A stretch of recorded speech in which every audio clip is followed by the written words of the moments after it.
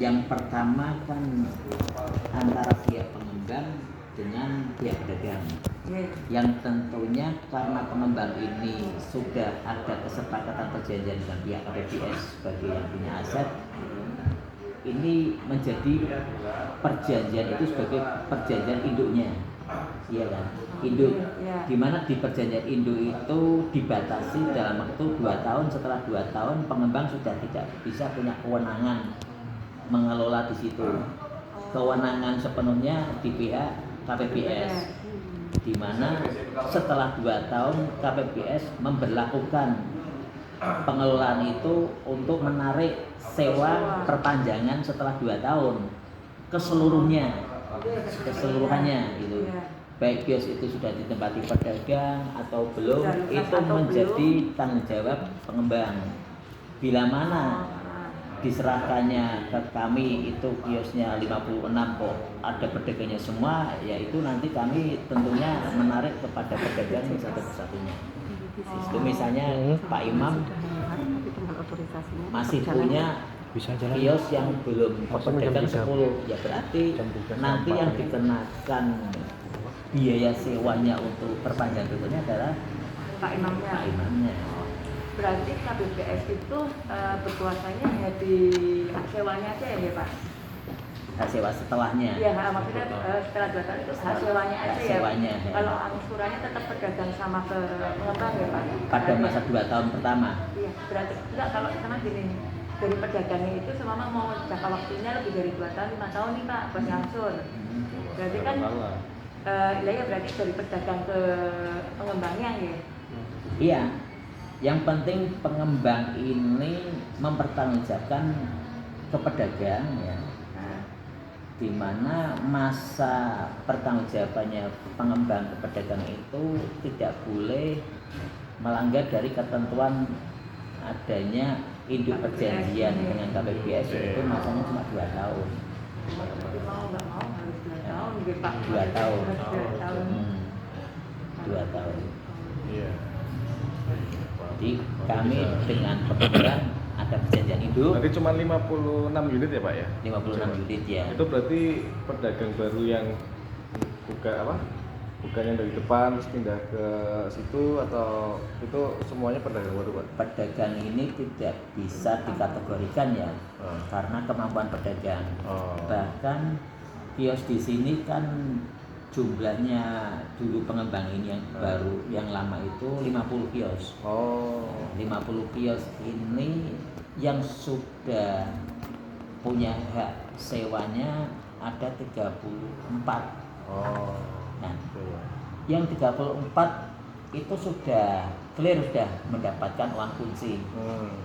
Dan itu sudah ada di kios-kios itu. Namun setelah kios ini dibongkar dan dibangun kembali, jumlah 34 ini berkurang. Berkurangnya bila mana pedagang yang sudah menempati kios lama itu mundur, itu dari pengembang sekarang PT Binar silakan mundur. Kami akan mengembalikan uang kunci yang dulu pernah diserahkan, dipotong 25%. Itu yang dilakukan pengembang sekarang. Ya. Nanti setelah kios kosong itu dialihkan ke pedagang yang baru. Ya.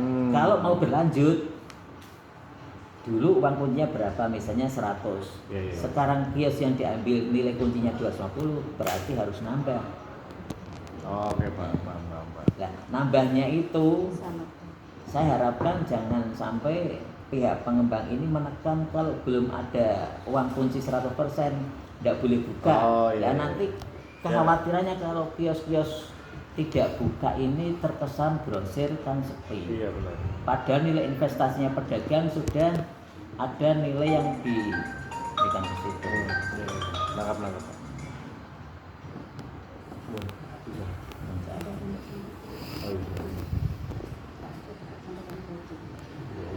Sudah.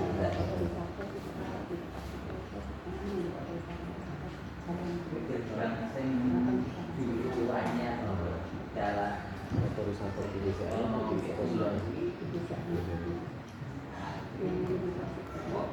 Dari ini sore yang sama dicek Aku udah bilang, aku tak laporin buku ini terus. sing kula sing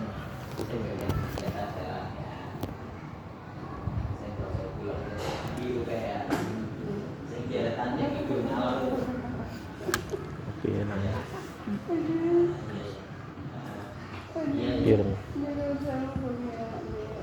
Ya. Coba dilihat dulu ya. Sampai 1 jam biru. Sampai 1 jam biru. Setengah telu itu jam sakjane masih sore. Saya. Ya itu kami juga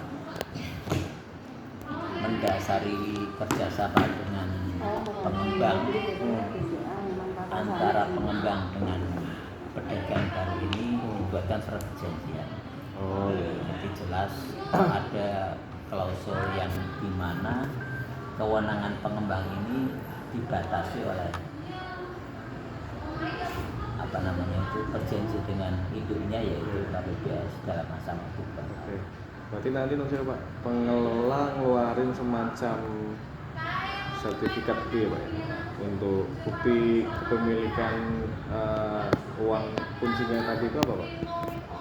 Bukti uang kunci di Dalam pihak pengembang, tapi apa pengembang? Iya. Bukan dari pengelola Pak? tidak dari pengembang, tidak dari pengelola, karena pengelola itu punya kewenangan setelah pengembang masa 2 tahun berakhir. Oh lah ini yang menjadi poin juga nih. Kemudian nanti pihak pedagang setelah 2 tahun akan melanjutkan kontraknya.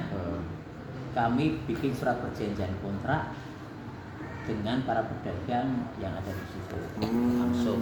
Berarti Sudah tidak ada kewenangan dengan pengembang. Iya, iya. Mungkin ya kalau pengembang ya paling bukti lunas. Bukti lunas kemudian dibikin dengan surat perjanjian. Perjanjian. Yang mana surat perjanjian itu antara pengembang dan pedagang. Iya. Di perjanjian induk itu. Iya. Perjanjian.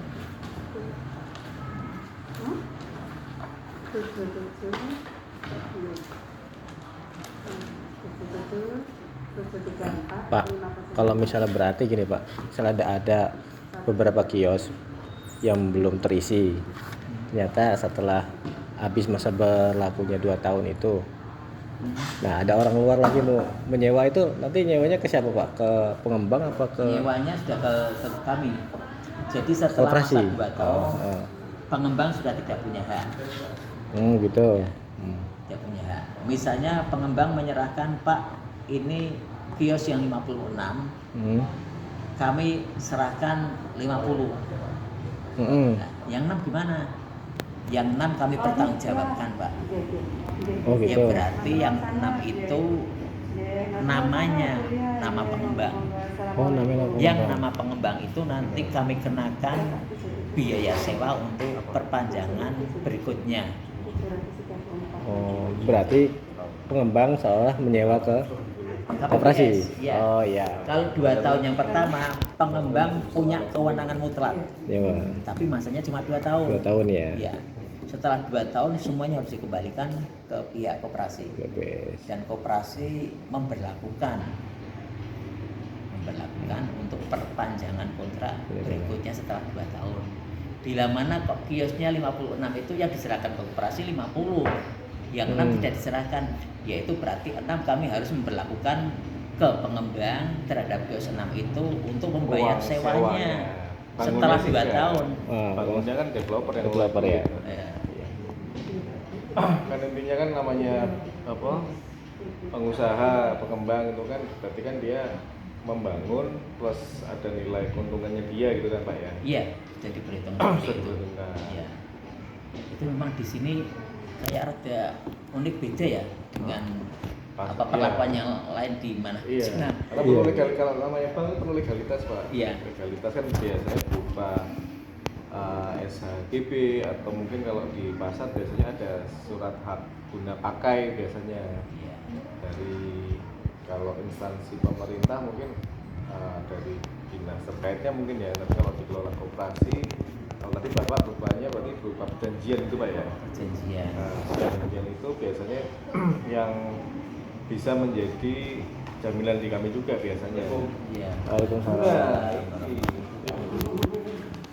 Monggo Pak Arif. Imam nih Pak, Imam. Lagi di sana. Oh itu. Mungkin tadi sudah saya jawab belum ya? Katanya mau ketemuan gitu. Belum ya, belum saya jawab ya. Nah, ini Mas Arif ya. Ya, Mas Imam menyusul. Iya. Nah ini sih kita lagi berusaha nyari titik temunya. Karena kan pada prinsipnya kita pengen ikut dalam ekosistem bisnis pasar pada Sono. Kemarin teman-teman udah keliling-keliling, udah coba apa yang bisa kita bantu dari layanan perbankan. Terus kita tawarin pembiayaan, kur atau apa yang bisa dibutuhkan. Bahkan kita nanti ini Pak, mesin CRM kami Pak, setoran tunai, kemungkinan akan kami pasang juga Pak di sini. Monggo, kami sudah surat ke BCN Iya, siap. dan tempatnya juga sudah siap. Jadi kita mungkin satu-satunya mesin yang bisa setor tunai. Artinya nanti ketika pedagang dalam sehari-harinya setoran dari pelanggannya banyak kan, nggak perlu takut-takut apa Bawa uang. bawa uang, langsung aja setor. Sampai berapa juta Mas? 100. Sampai 100 bisa. Bisa Pak. Bisa ya, Lili? Bisa Pak. Kalau BCA kan 100 ya. 100. 100 bisa. Kalau untuk yang tabungan bisnis itu Tapi Pak ya- sampai 200 jutaan Pak. Setoran tunai juga. Setoran tunainya Pak. Di mesin 200 Iya. bisa. Biasanya dibatasin 10 apa berapa transaksi. Tapi 100 bisa. Tapi kondisi uangnya kan juga harus yang Tapi syarat nggak lecek. Ya di. Oh, iya. Coba. Berapa?